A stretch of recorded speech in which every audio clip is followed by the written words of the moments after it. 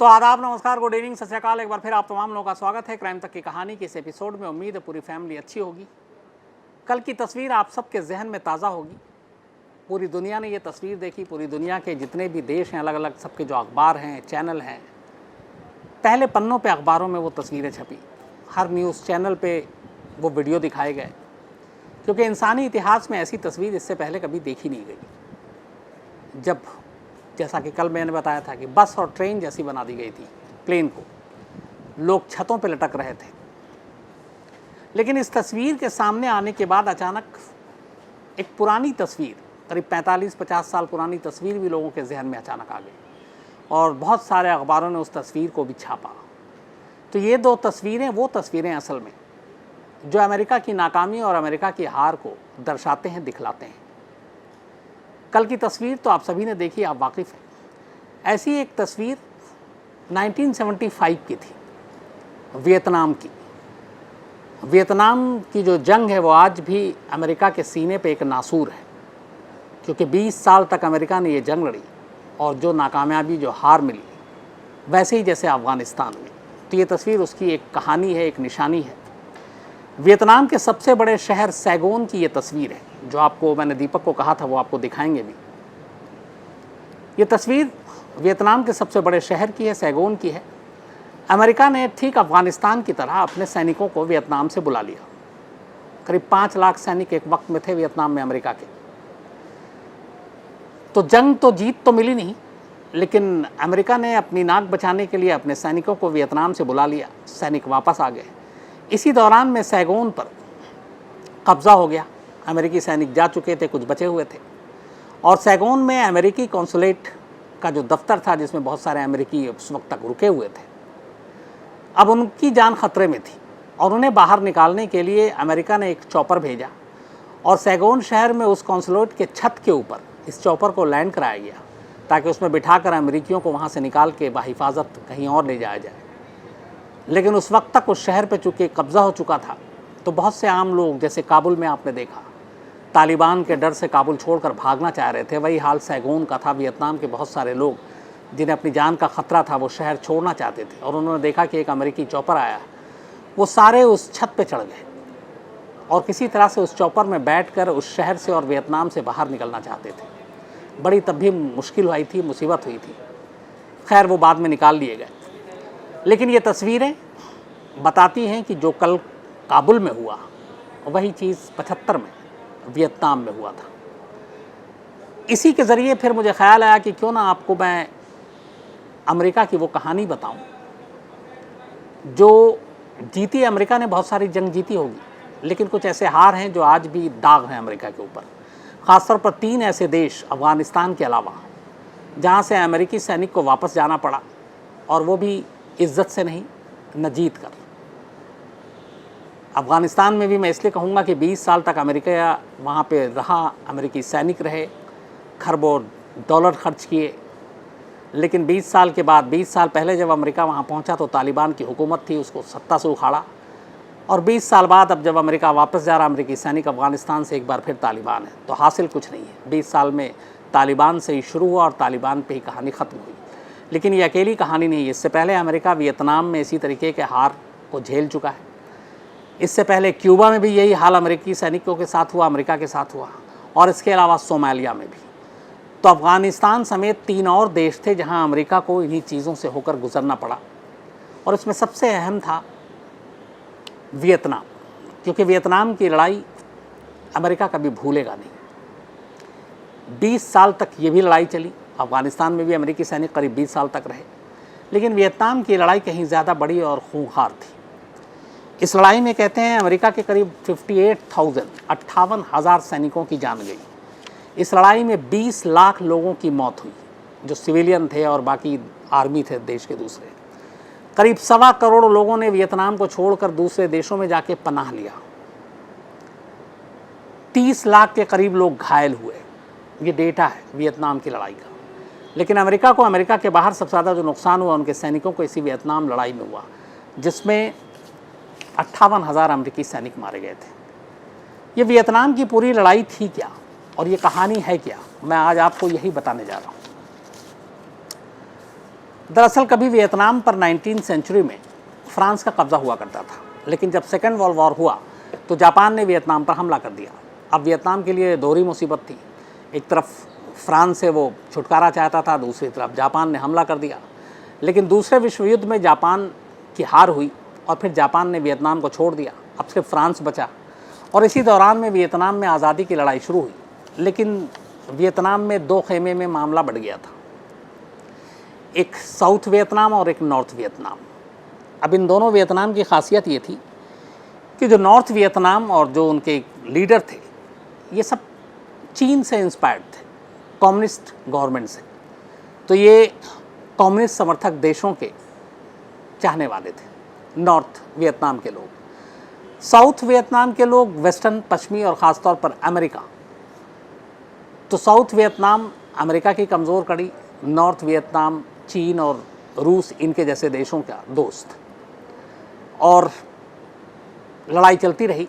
लेकिन फिर 1950 के आसपास, शायद 58 में, एक वियना कन्वेंशन के तहत रेजोल्यूशन पास हुआ और उसमें ये कहा गया कि नॉर्थ और साउथ वियतनाम दो अलग देश हैं, लेकिन 2 साल के अंदर चुनाव होगा और फिर दोनों देश एक हो जाएंगे। हालांकि वो चुनाव कभी हुआ नहीं और लड़ाई चलती रही आपस में नॉर्थ और साउथ वियतनाम के बीच में।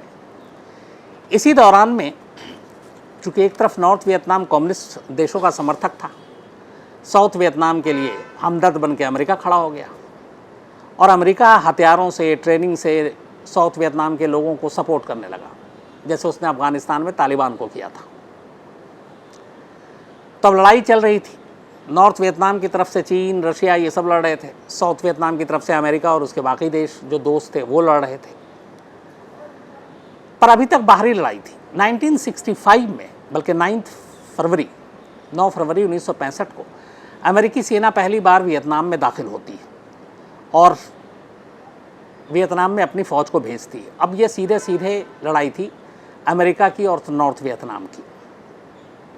फिर लड़ाकू प्लेन और ये सारी चीज़ें वहाँ भेजी गई एयरबेस की सुरक्षा के लिए। इधर से फिर चीन ने भी सपोर्ट कर दिया नॉर्थ को, क्योंकि उधर से अमेरिका साउथ को कर रहा था।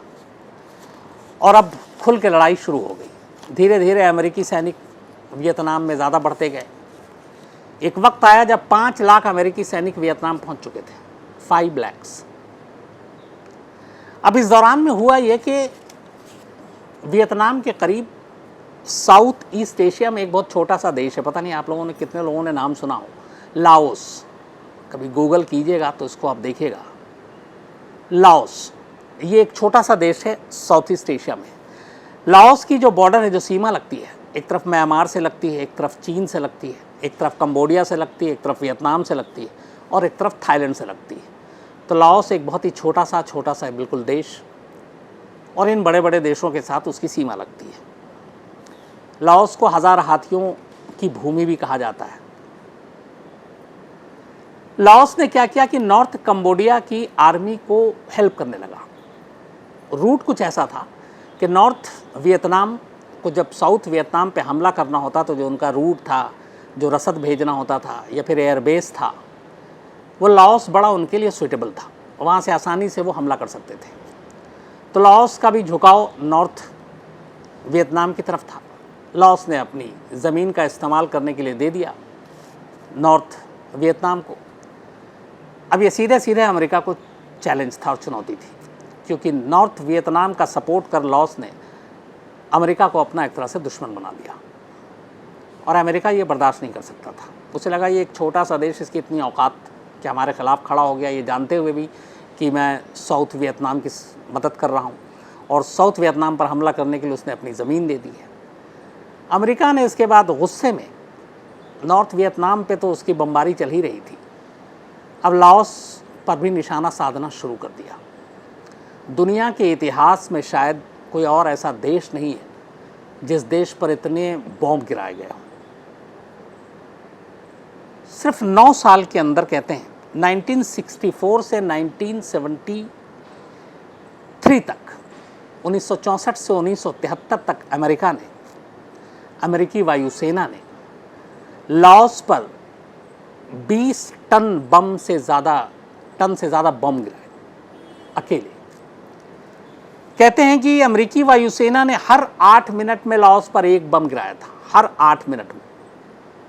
और ये सिलसिला 9 सालों तक चला। अब आप जोड़िए, 1 घंटे में 24 मतलब 60 मिनट होते हैं, हर घंटे में 8, वो अगर जोड़ें आप 8 मिनट के हिसाब से तो कितने बम हुए, 24 घंटे में कितने बम हुए। तो 9 सालों तक 1964 से 1973 तक लाओस पर हर 8 मिनट में अमेरिकी एयरफोर्स ने एक बम गिराया।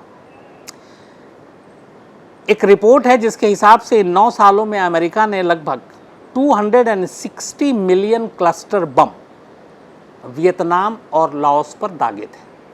260 मिलियन क्लस्टर बम। जो अमेरिका ने इराक पे बम दागे थे वो कुल था 210 मिलियन बम, और यहाँ है 260 मिलियन बम। तो आप अंदाज़ा लगाइए कि कितना होगा। कहते हैं कि इतने 9 सालों तक बम गिरे कि दुनिया में बम की वजह से जो लोग घायल हुए या बम के जो शिकार हुए हैं पूरी दुनिया में, उनमें से अकेले आधे के करीब लोग इस लाओ देश के रहने वाले हैं जो बम की वजह से शिकार हुए, घायल हुए। कहते हैं कि 9 सालों में हर 8 मिनट में बम गिराने के लिए वियतनाम, नॉर्थ वियतनाम और लाओस पर अमेरिका ने पर डे, हर दिन $2 मिलियन खर्च किए थे सिर्फ बम गिराने के लिए। जो बम का खर्चा है 9 सालों तक, हर 8 मिनट में एक बम, तो उसके लिए $2 मिलियन खर्च करता था पर डे।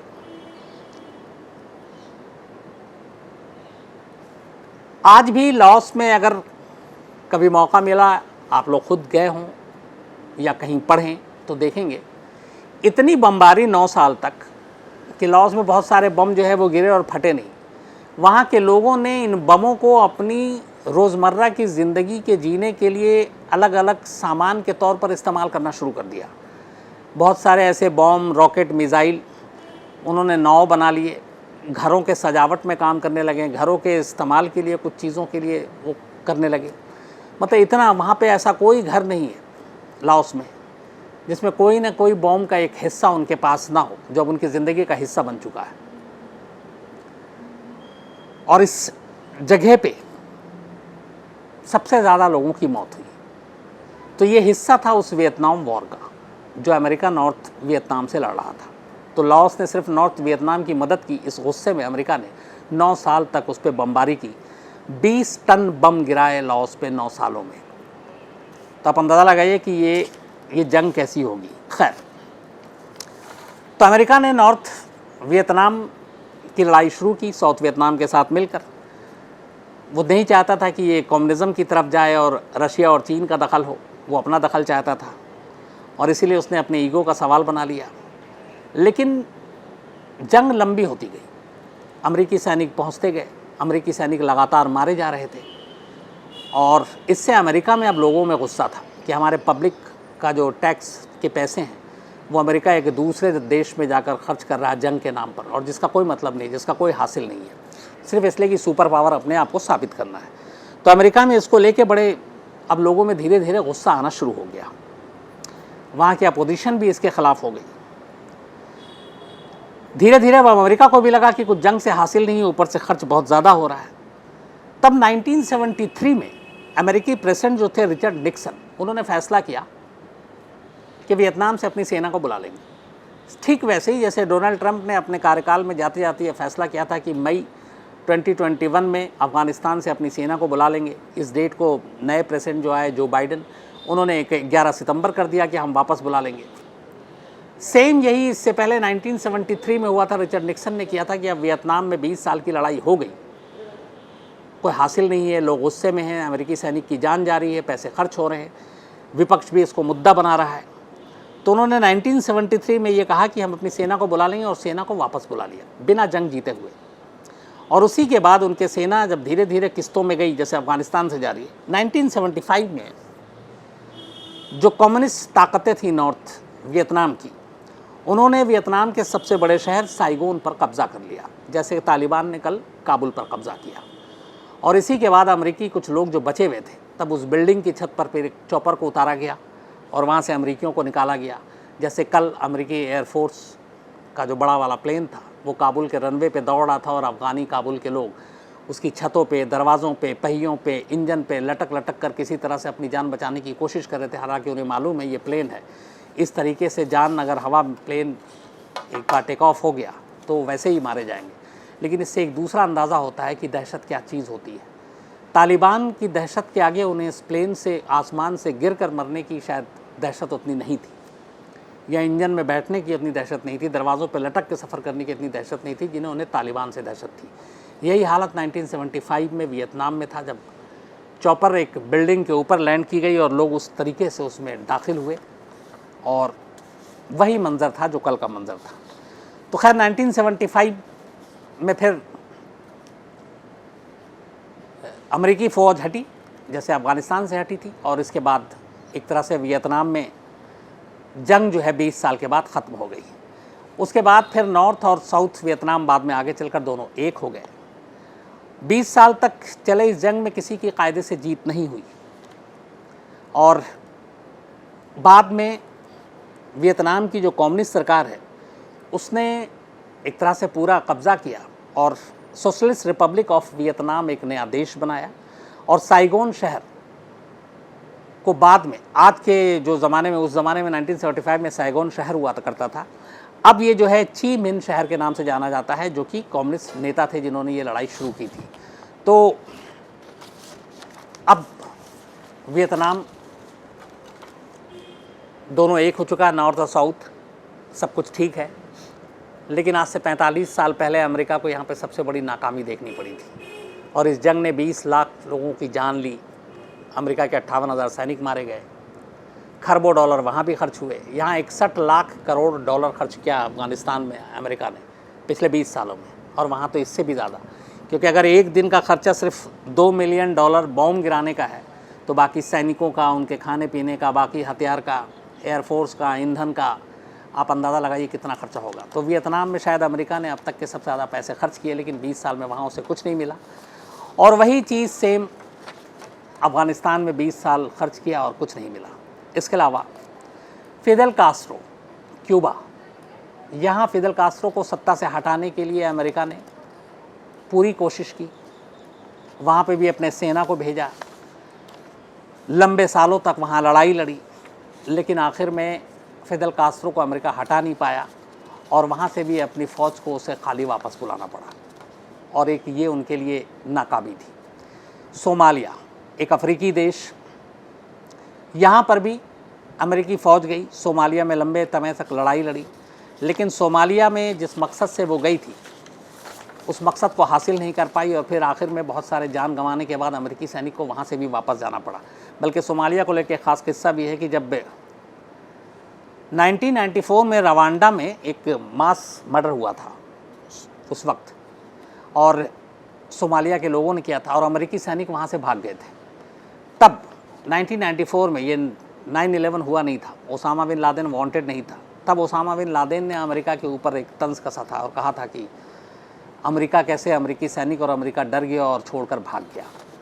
तो एक आगे चलकर दुनिया का मोस्ट वांटेड, जो सबसे बड़ा आतंकवादी बना, उसने भी अमेरिका की इस तरीके से खिंचाई की। तो मसला सिर्फ अफ़गानिस्तान का नहीं था, बल्कि इससे पहले जैसा मैंने आपको बताया कि वियतनाम, क्यूबा, सोमालिया, यहाँ से भी अमेरिकी फ़ौज को इसी तरह से विदाई लेनी पड़ी थी।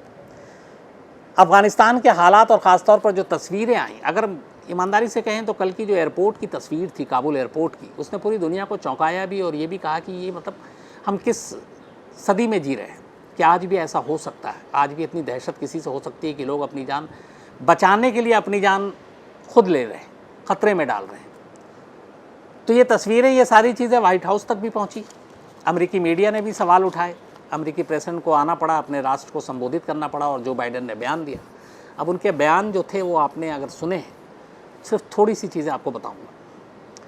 उन्होंने कहा कि हम कभी अफ़गानिस्तान का राष्ट्र निर्माण यानी कि बना के लिए नहीं गए थे कि हम अफ़गानिस्तान को बनाना है, ये करना है, वो करना है। हमारा काम था वहाँ पे मिलिटेंसी जो थी उसकी लड़ाई। तो भैया 10 साल पहले वो तो ओसामा बिन लादेन मर गया था, तो आपका तभी 10 साल पहले ख़त्म हो जाना चाहिए। फिर आप 10 साल आगे तक क्या कर रहे थे? दूसरा, आपने 61 लाख मिलियन डॉलर खर्च किए बल्कि मैं थोड़ा गलत फिगर बता रहा हूँ, 61 लाख करोड़ डॉलर खर्च किए, 20 साल अफ़गानिस्तान की सेना को ट्रेनिंग दी। अब जो बाइडेन साहब कह रहे हैं कि हमने ट्रेनिंग दी लेकिन अब अफ़गानी सेना इतनी जल्दी खुद ही हथियार डाल दे या वो लड़ना ही ना चाहे तो हम क्या कर सकें इसमें। उन्होंने अफ़गानी लीडर पे भी सारा ठीकरा फोड़ दिया कि उनके अंदर लड़ने की मादा नहीं थी और वो भाग गए। ये सारी चीज़ें ठीक थी, लेकिन ख़ुद CIA की और उनकी अपनी एक रिपोर्ट थी कि अगर अमेरिकी सैनिक वहाँ से निकलते हैं तो अफ़गानी सेना बहुत मुकाबला भी करेगी, तो 3 महीने से ज़्यादा मुकाबला नहीं करेगी। हालांकि ये रिपोर्ट भी गलत हो गई, क्योंकि आखिरी के 10-12 दिनों में ही अफ़गानिस्तान के ज़्यादातर इलाकों पे तालिबान ने बिना लड़ाई लड़े हुए कब्ज़ा कर लिया। तो उनकी अपनी रिपोर्ट थी।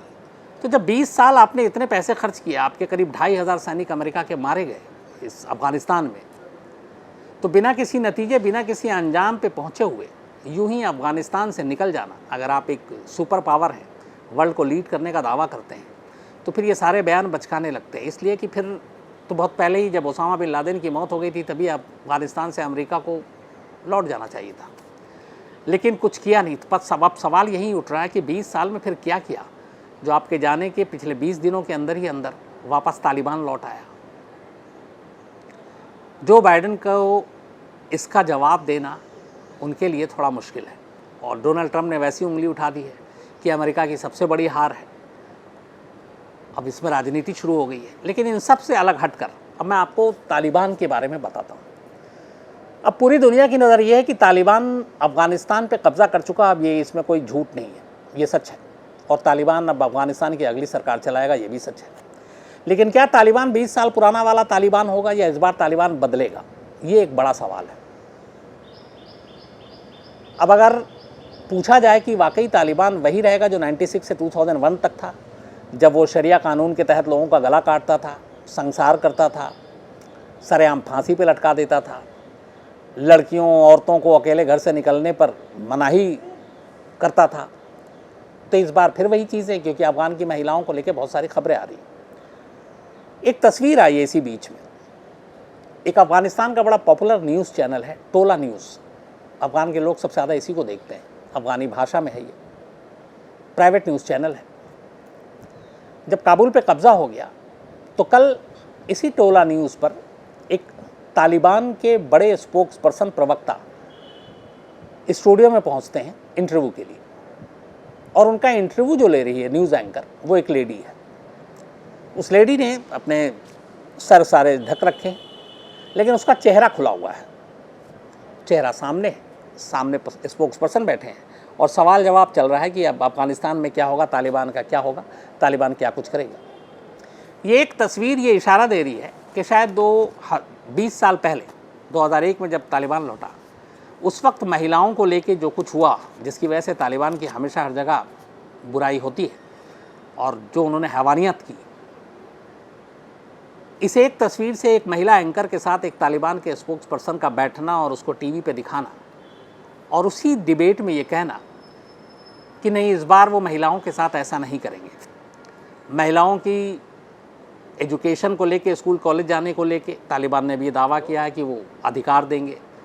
बल्कि खबर ये भी आ रही कि तालिबान कह रहा है कि सरकारी नौकरियों में महिलाएं आगे आएँ, हम इसकी कोशिश करेंगे। लेकिन ये बातें सिर्फ बातें होंगी या हकीकत होगी, इसको लेके अभी दावा नहीं किया जा सकता, क्योंकि तालिबान का पुराना इतिहास ये है कि वो कहता कुछ और है, करता कुछ और उसकी एक वजह है कि तालिबान के जो नेता होते हैं और जो तालिबान बाकी उनके फ़ौज लड़ाके हैं, बहुत बार ऐसा होता है कि वो अपनी नेताओं की ही बात नहीं मानते और फिर वो जंगली पने पे उतर आते हैं, जिसका अंजाम हम जगह जगह पे कत्लेआम के तौर पर देखते हैं। तो अब यहाँ पे मेन है कि शरिया कानून के नाम पर क्या इस बार भी लोगों के सर कलम किए जाएंगे, संसार किए जाएंगे, लोगों को सरेआम सज़ाएँ दी जाएंगी, लड़कियों औरतों को घर से बाहर निकलने की इजाज़त होगी कि नहीं होगी, पूरी तरह से ढकी हुई वो निकलेंगी या उनको भी इजाज़त होगी कि वो अपना चेहरा बाहर खोल कर निकल सकें। 6ठी क्लास के बाद क्या बच्चे स्कूल जा सकेंगी, क्या वहाँ की लड़कियाँ और औरतें मेल डॉक्टर को अपना इलाज उनसे करवा सकेंगी, क्योंकि अभी तक इन्होंने कहा था कि जो लड़कियाँ महिलाएँ हैं वो सिर्फ फीमेल डॉक्टरों को दिखाएंगी, मेल डॉक्टरों के पास नहीं जाएंगी।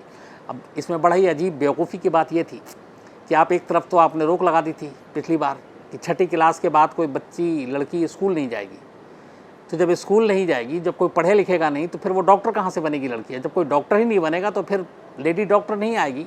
तो मजबूरी में जब कोई बीमार होगा तो वो औरतें किसको दिखाएंगी?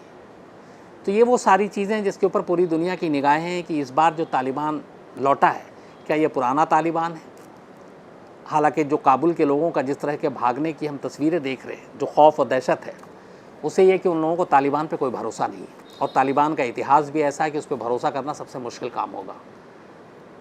तो आने वाले कुछ वक्त में तस्वीरें साफ़ होंगी,